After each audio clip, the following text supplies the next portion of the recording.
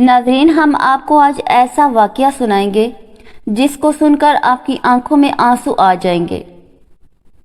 احد کی لڑائی میں جو کافر مارے گئے تھے، ان کے عزیزوں میں انتقام کا جوش زور پر تھا۔ سلافہ نے، جس کے 2 بیٹے اس لڑائی میں مارے گئے تھے، منت مانی تھی کہ اگر عاصم کا، جنہوں نے اس کے بیٹوں کا قتل کیا تھا، سر ہاتھ آ جائے تو اس کی کھوپڑی میں شراب پیوں گی۔ اس لیے اس نے اعلان کیا تھا کہ جو عاصم کا سر لائے گا اس کو 100 اونٹ انعام دوں گی۔ سفیان بن خالد کو اس لالچ نے آمادہ کیا کہ وہ ان کا سر لانے کی کوشش کرے۔ چنانچہ اس نے اسل و قارہ کے چند آدمیوں کو مدینہ منورہ بھیجا۔ ان لوگوں نے اپنے کو مسلمان ظاہر کیا اور حضور اقدس صلی اللہ علیہ وآلہ وسلم سے تعلیم و تبلیغ کے لیے اپنے ساتھ چند حضرات کو بھیجنے کی درخواست کی، اور حضرت عاصم کے بھی ساتھ بھیجنے کی درخواست کی کہ ان کا واس پسندیدہ بتلایا۔ چنانچہ حضور صلی اللہ علیہ وآلہ وسلم نے 10 آدمیوں کو اور بعض روایات میں 6 آدمیوں کو ان کے ساتھ کر دیا، جن میں حضرت عاصم بھی تھے۔ راستے میں جا کر ان لے جانے والوں نے بدعہدی کی اور دشمنوں کو مقابلے کے لیے بلایا۔ جو 200 آدمی تھے اور ان میں سے 100 آدمی بہت مشہور تیر انداز تھے، اور بعض روایات میں ہے کہ حضور صلی اللہ علیہ وآلہ وسلم نے ان حضرات کو مکہ والوں کی خبر لانے کے لیے بھیجا تھا۔ راستے میں بنو لحیان کے 200 آدمی سے مقابلہ ہوا۔ یہ مختصر جماعت 10 آدمیوں کی یا 6 آدمیوں کی یہ حالت دیکھ کر ایک پہاڑی پر، جس کا نام فتفت تھا، چڑھ گئی۔ کفار نے کہا کہ ہم تمہارے خون سے اپنی زمین رنگنا نہیں چاہتے، صرف اہل مکہ سے تمہارے بدلہ میں کچھ مال لینا چاہتے ہیں۔ تم ہمارے ساتھ آ جاؤ، ہم تم کو قتل نہیں کریں گے۔ مگر انہوں نے کہا کہ ہم کافر کے عہد میں آنا نہیں چاہتے، اور ترکش سے تیر نکال کر مقابلہ کیا۔ جب تیر ختم ہو گئے تو نیزوں سے مقابلہ کیا۔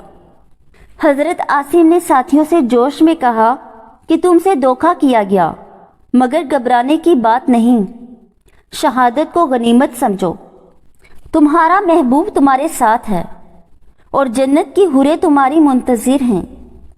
یہ کہہ کر جوش سے مقابلہ کیا، اور جب نیزہ بھی ٹوٹ گیا تو تلوار سے مقابلہ کیا۔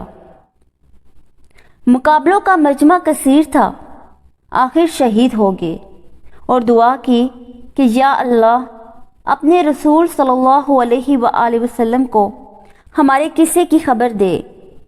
چنانچہ یہ دعا قبول ہوئی، اور اسی وقت اس واقعہ کا علم حضور صلی اللہ علیہ وآلہ وسلم کو ہو گیا، اور چونکہ عاصم یہ بھی سن چکے تھے کہ سلافہ نے میری سر کی کھوپڑی میں شراب پینے کی منت مانی ہے، اس لیے مرتے وقت دعا کی، یا اللہ، میرا سر تیرے راستے میں کاٹا جا رہا ہے، تو ہی اس کا محافظ ہے۔ وہ دعا بھی قبول ہوئی، اور شہادت کے بعد جب کافروں نے سر کاٹنے کا ارادہ کیا تو اللہ تعالیٰ نے شہد کی مکھیوں کا اور بعض روایتوں میں بیڑوں کا ایک گول بھیج دیا، سبحان اللہ، جنہوں نے ان کے بدن کو چاروں طرف سے گھیر لیا۔ کافروں کو خیال تھا کہ رات کے وقت جب یہ اڑ جائیں گی تو سر کاٹ لیں گے، مگر رات کو ایک بارش کی رو آئی اور ان کی لاش کو بہا کر لے گئی۔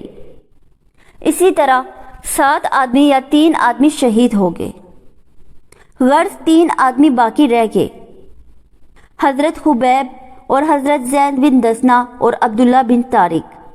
ان تینوں حضرات سے پھر انہوں نے عہد پیمان کیا کہ تم نیچے آ جاؤ، ہم تم سے بد عہدی نہیں کریں گے۔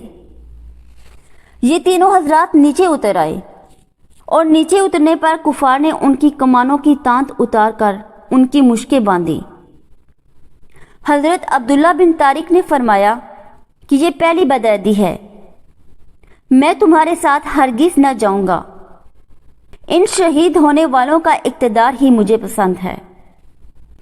انہوں نے زبردستی ان کو کھینچنا چاہا مگر یہ نہ ٹلے تو ان لوگوں نے ان کو بھی شہید کر دیا۔ اللہ اکبر۔ صرف 2 حضرات ان کے ساتھ رہے جن کو لے جا کر ان لوگوں نے مکہ والوں کے ہاتھ فروخت کر دیا۔ ایک حضرت زید بن دسنا جن کو صفوان بن امیہ نے 50 اونٹ کے بدلہ میں خریدا تاکہ اپنے باپ امیہ کے بدلے میں قتل کرے۔ دوسرے حضرت حبیب جن کو حجیر بن ابی احاب نے 100 اونٹ کے بدلہ میں خریدا تاکہ اپنے باپ کے بدلے میں ان کو قتل کرے۔ بخاری شریف کی روایت میں ہے کہ حارث بن عامر کی اولاد نے خریدا کہ انہوں نے بدر میں حارث کو قتل کیا تھا۔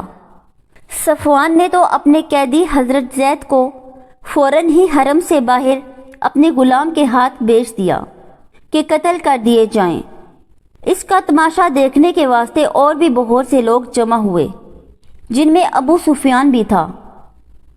اس نے حضرت زید سے شہادت کے وقت پوچھا کہ اے زید، تجھ کو خدا کی قسم سچ کہنا، کیا تجھ کو یہ پسند ہے کہ محمد صلی اللہ علیہ وآلہ وسلم کی گردن تیرے بدلے میں مار دی جائے اور تجھ کو چھوڑ دیا جائے کہ اپنے اہل و عیال میں خوش و خرم رہے؟ حضرت زید نے فرمایا کہ خدا کی قسم مجھے یہ بھی گوارا نہیں کہ حضور صلی اللہ علیہ وآلہ وسلم جہاں ہیں وہیں ان کے ایک کانٹا بھی چبھے۔ اللہ اکبر۔ اور ہم اپنے گھر آرام سے رہیں۔ یہ جواب سن کر قریش حیران رہ گئے۔ ابو سفیان نے کہا کہ محمد صلی اللہ علیہ وآلہ وسلم کے ساتھیوں کو جتنی ان سے محبت دیکھی اس کی نظیر کہیں نہیں دیکھی۔ اس کے بعد حضرت زید شہید کر دیے گئے۔ حضرت حبیب ایک عرصہ تک قید میں رہے۔ حجر کی باندی جو بعد میں مسلمان ہو گئیں کہتی ہیں کہ جب حبیب ہم لوگوں کی قید میں تھے تو ہم نے دیکھا کہ حبیب ایک دن انگور کا بہت بڑا خوشہ آدمی کے سر کے برابر ہاتھ میں لیے ہوئے انگور کھا رہے ہیں، اور مکہ میں اس وقت انگور بالکل نہیں تھا۔ وہی کہتی ہیں کہ جب ان کے قتل کا وقت قریب آیا تو انہوں نے صفائی کے لیے استرا مانگا، وہ دے دیا گیا۔ اتفاق سے ایک کم سن بچہ اس وقت حبیب کے پاس چلا گیا۔ ان لوگوں نے دیکھا کہ استرا ان کے ہاتھ میں ہے اور بچہ ان کے پاس، یہ دیکھ کر گھبرائے۔ حبیب نے فرمایا، کیا تم یہ سمجھتے ہو کہ میں بچے کو قتل کر دوں گا؟ ایسا نہیں کر سکتا۔ اس کے بعد ان کو حرم سے باہر لایا گیا اور سولی پر لٹکاتے وقت آخری خواہش کے طور پر پوچھا گیا کہ کوئی تمنا ہو تو بتا دو۔ انہوں نے فرمایا کہ مجھے اتنی مہلت دی جائے کہ 2 رکعت نماز پڑھ لوں، کہ دنیا سے جانے کا وقت ہے اور اللہ جل شانہ کی ملاقات قریب ہے۔ چنانچہ مہلت دی گئی۔ انہوں نے 2 رکعتیں نہایت اطمینان سے پڑھی اور پھر فرمایا، اگر مجھے یہ خیال نہ ہوتا کہ تم لوگ یہ سمجھو گے کہ میں موت کے ڈر کی وجہ سے دیر کر رہا ہوں تو 2 رکعت اور پڑھتا۔ اس کے بعد سولی پر لٹکا دیے گئے تو انہوں نے دعا کی، یا اللہ، کوئی ایسا شخص نہیں ہے جو تیرے رسول پاک صلی اللہ علیہ وآلہ وسلم تک میرا آخری سلام پہنچا دے۔ چنانچہ حضور صلی اللہ علیہ وآلہ وسلم کو بذریعہ وحی اسی وقت سلام پہنچایا گیا۔ حضور صلی اللہ علیہ وآلہ وسلم نے فرمایا، وعلیکم السلام یا حبیب، اور ساتھیوں کو اطلاع فرمائی کہ حبیب کو قریش نے قتل کر دیا۔ حضرت حبیب کو جب سولی پر چڑھایا گیا تو 40 کافروں نے نیزے لے کر چاروں طرف سے ان پر حملہ کیا اور بدن کو چھلنی کر دیا۔ اس وقت کسی نے قسم دے کر یہ بھی پوچھا کہ تم یہ پسند کرتے ہو کہ تمہاری جگہ محمد صلی اللہ علیہ وآلہ وسلم کو قتل کر دیں اور تم کو چھوڑ دیں؟ انہوں نے فرمایا، واللہ العظیم، مجھے یہ بھی پسند نہیں کہ میری جان کے فدیہ میں ایک کانٹا بھی حضور صلی اللہ علیہ وآلہ وسلم کو چبھے۔